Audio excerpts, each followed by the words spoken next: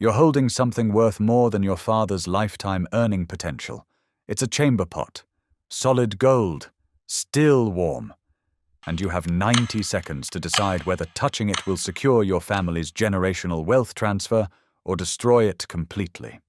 Your hands are shaking, not from the weight, from the calculation happening in your 12-year-old brain, a calculation about asset protection strategy that no child should have to make.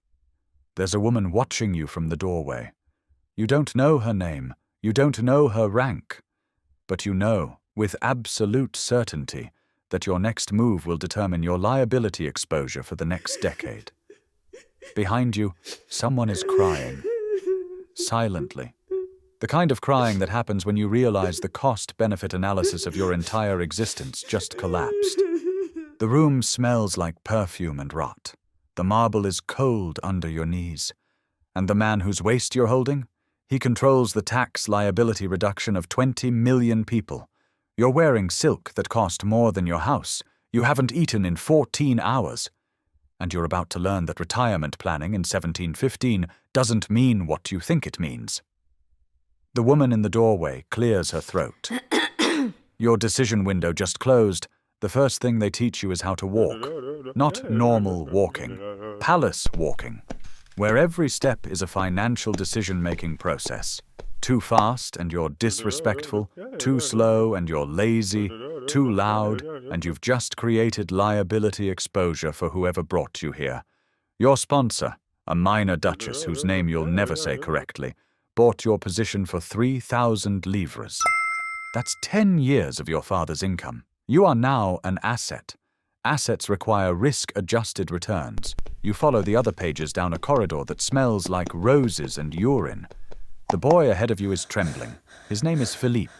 He's been here 3 months. Yesterday he looked at the king's mistress during her bath preparation. He's gone now. Not dead. Worse. Sent home. His family's social security optimization plan, their entire retirement readiness score, destroyed because he glanced at the wrong moment. You reach the gallery. 200 people are already waiting, though the sun hasn't risen. They're not moving. They're not speaking. They're just standing there, faces blank, performing a kind of financial stress that has no name in your village vocabulary. The master of pages appears. He doesn't walk. He materializes. The king's chamber pot needs emptying. He says, "Who wants the honor?" Every hand shoots up. You don't understand why until Philippe's replacement, a boy who arrived yesterday, doesn't raise his hand fast enough. The master smiles. "You're learning about opportunity cost evaluation," he says to no one in particular. The new boy starts crying silently. You'll understand why in approximately 4 minutes. The chamber pot is gold, solid gold, worth more than your entire village. And it's full of the Sun King's shit. This is your first lesson in wealth management framework.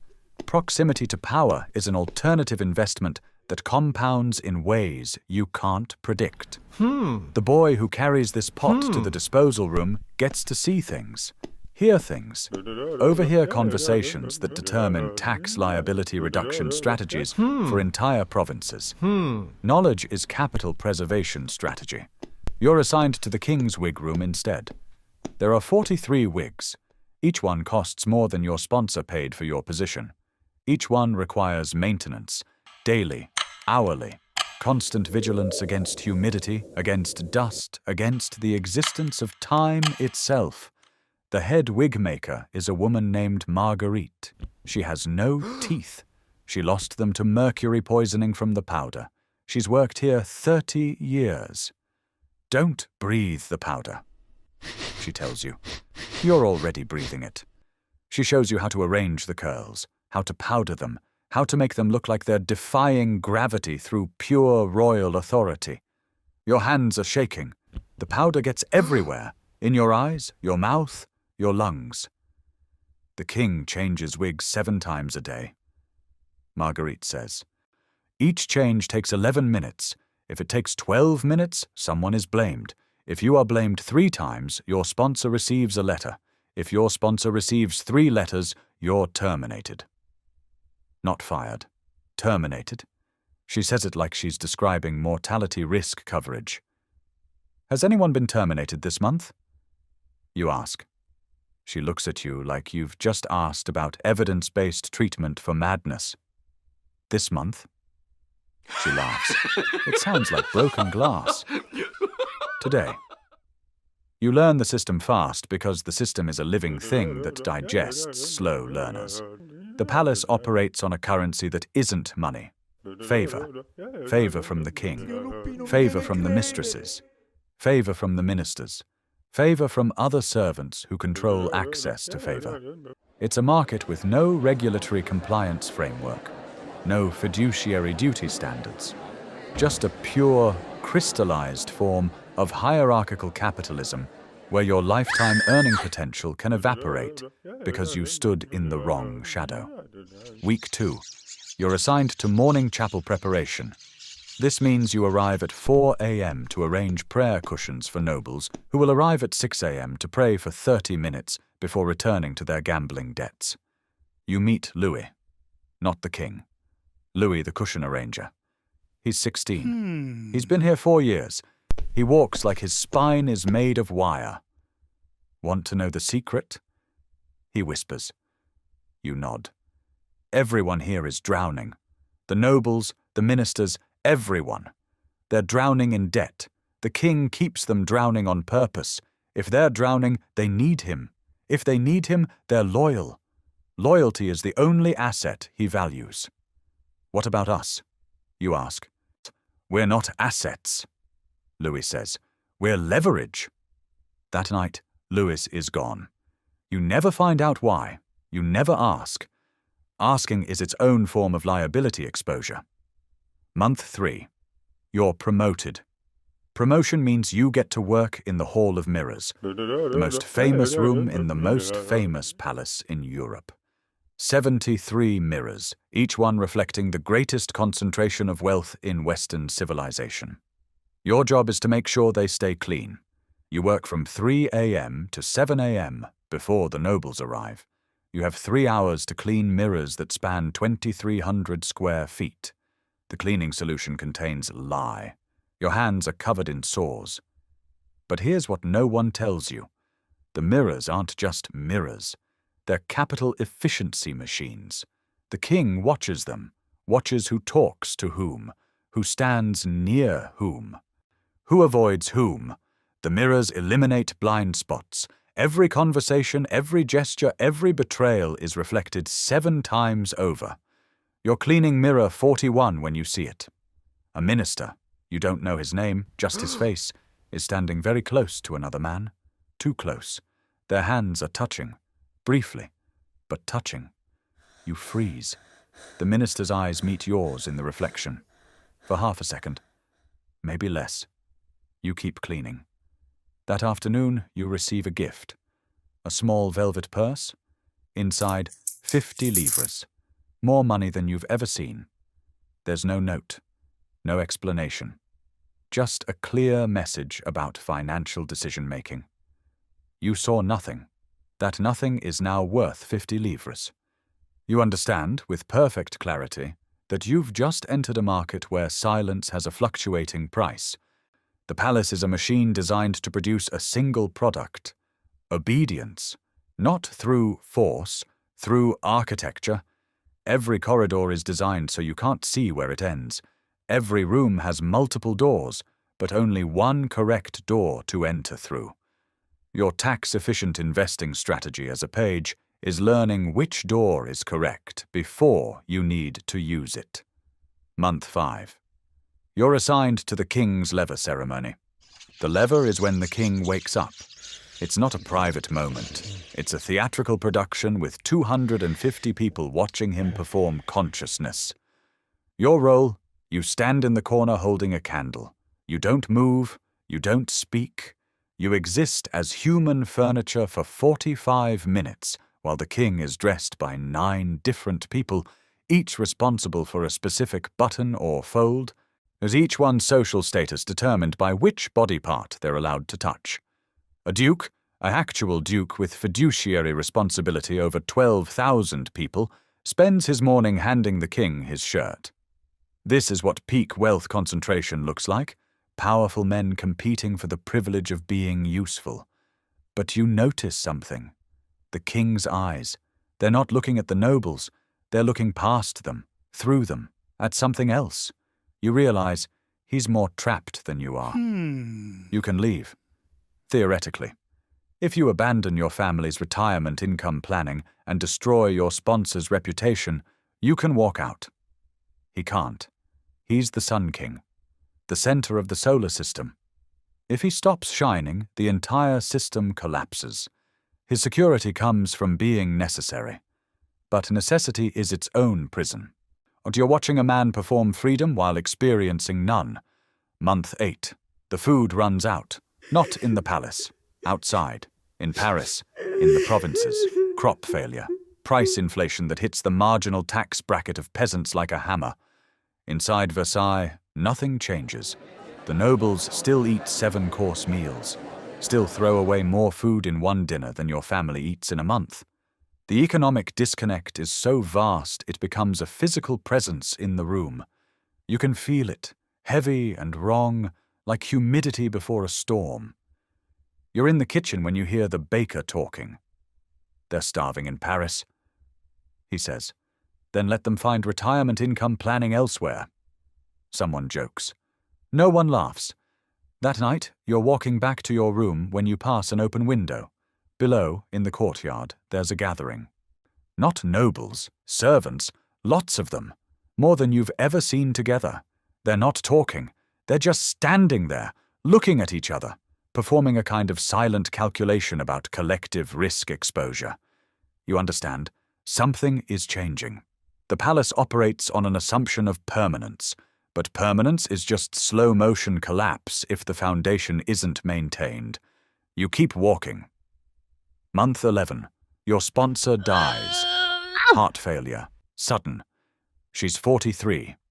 You receive a letter informing you that your position is now under review. This is palace language for auction. Your continued employment depends on someone else deciding you're worth the investment. For 3 weeks, you exist in limbo. You still work. Still powder wigs and clean mirrors and stand silently in corners. But you're doing it without asset protection strategy. Without a patron. You're exposed. You see what happens to unprotected pages. They become desperate. They make mistakes. They accept offers from minor nobles who demand services. The kind of services that have nothing to do with candles or chamber pots. The palace has a name for these boys. Favorites. It's spoken like a joke, but treated like a credit utilization ratio that can't be escaped. You're 12 years old.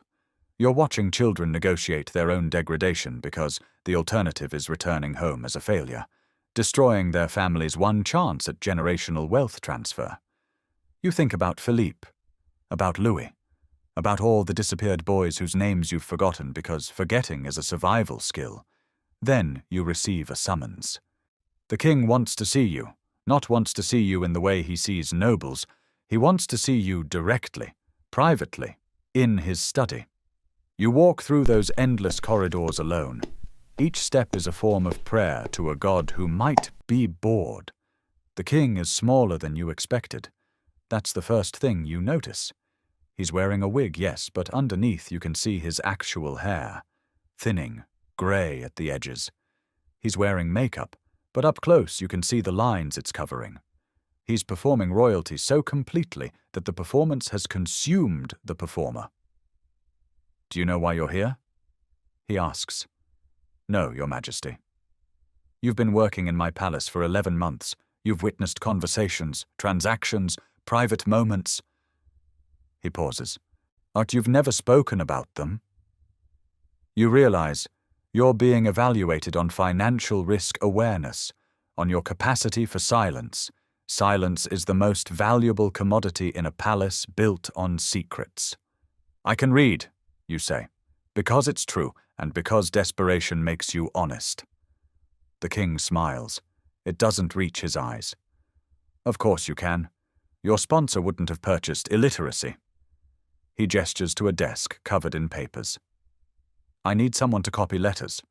routine correspondence, nothing sensitive, just tedious work that requires accuracy and discretion. This is a test. You understand that immediately. This isn't about copying letters.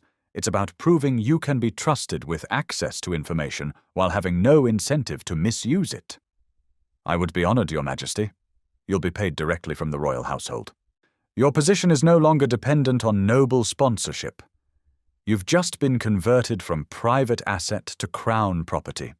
You don't know if this is rescue or entrapment. You suspect it's both. You spend 3 more years at Versailles. You copy letters, thousands of them.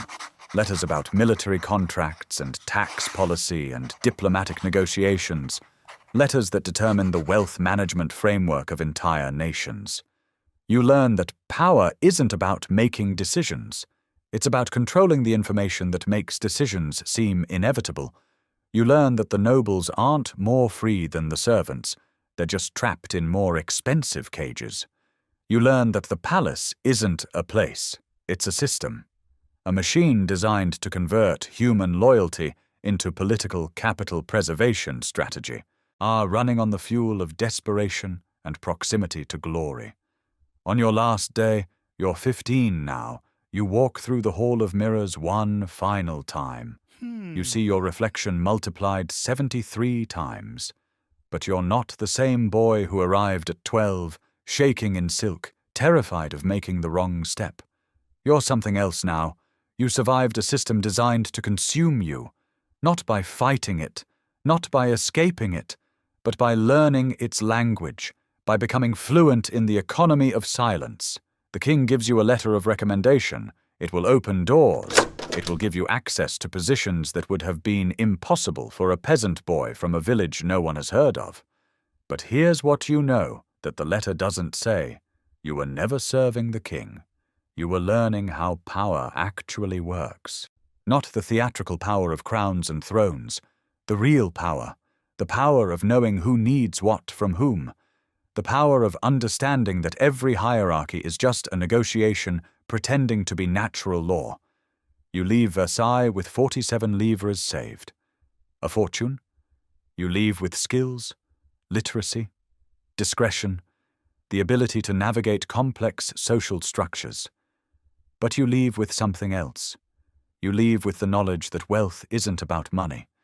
It's about leverage. It's about understanding that everyone, from kings to pages, is trapped in some version of the same machine, performing roles they can't escape, negotiating for scraps of dignity inside systems designed to extract everything. The palace taught you that, and you'll spend the rest of your life deciding what to do with that education. The question isn't whether you'll use what you learned. The question is whether you'll build cages or break them.